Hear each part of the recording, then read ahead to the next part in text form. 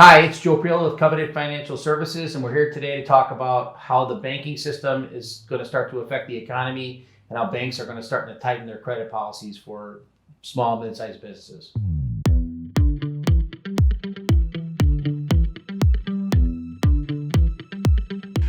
So, Joe, there's been a lot of talk in the news lately in the last couple of months about banks, and some banks have actually gone under, which really scares the average consumer. Can you kind of share with us what's going on there?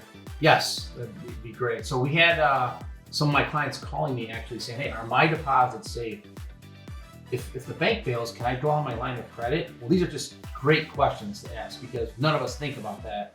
What happened on the West Coast with CVB Bank is that when the Fed raised all the rates by 5.5% over the last year, they had not hedged their bond portfolio. So bonds invert with the yield curve going up. If yields go up, bonds invert. So their depositors were rushing to get their money out of the bank and they couldn't liquidate their bond portfolio. The Fed figured this out after this occurred, and it was almost like a failed bank, like a run on the banks. And then they created a new facility for banks that allow a bank to draw against the par value of their bond, which means if their bonds are $1 million bonds, because rates went up, they're $600,000 bonds, the Fed gave them a loan to borrow against $1 million. So they calmed down the market that we can give you your deposits. They never wanted us to have a run on the banks and us have not confidence that the money was going to be there to pay your deposits. The bank should have hedged and not this wouldn't have happened, but it did. So, and then thus when they said, hey, no taxpayers are going to bail out the banks. Well, that's not 100% completely true. That's where it comes into the FDIC insurance fund that had to bail out these banks.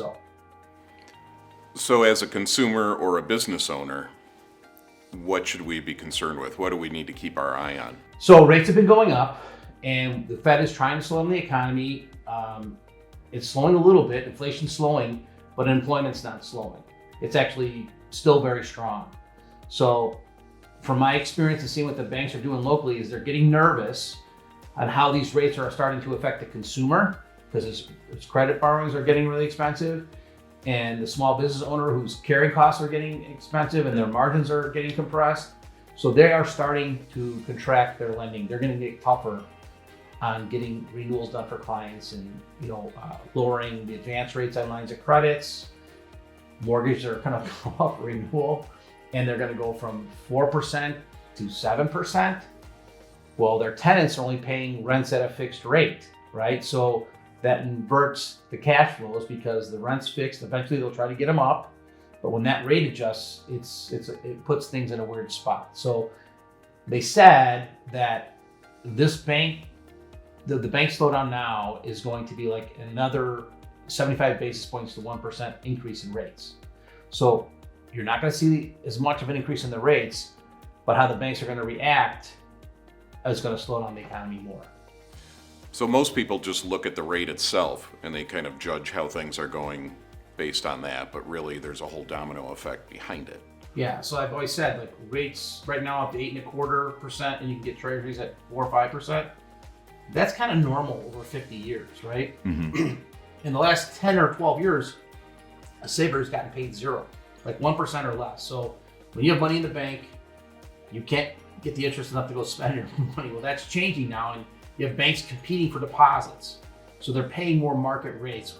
Again, it's relatively a margin of 3%, right? Mm-hmm. So if they're charging 8.25%, you're getting about 5% in some form of a CD or high savings money market plan, right? So the saver is being rewarded. You're earning on your deposit, which allows you to go spend money. Right. Which is a conundrum because we're trying to slow down consumption and we're rewarding a saver. And so the things that weren't cool before are cool now. Like a CD is cool. Treasuries are cool. They were boring and not cool before. So I don't think they thought through this exactly how it's going to affect. So people are taking money out of equities and they're buying treasuries, they're buying agencies, they're buying CDs and putting money in cash. So they're still having liquidity.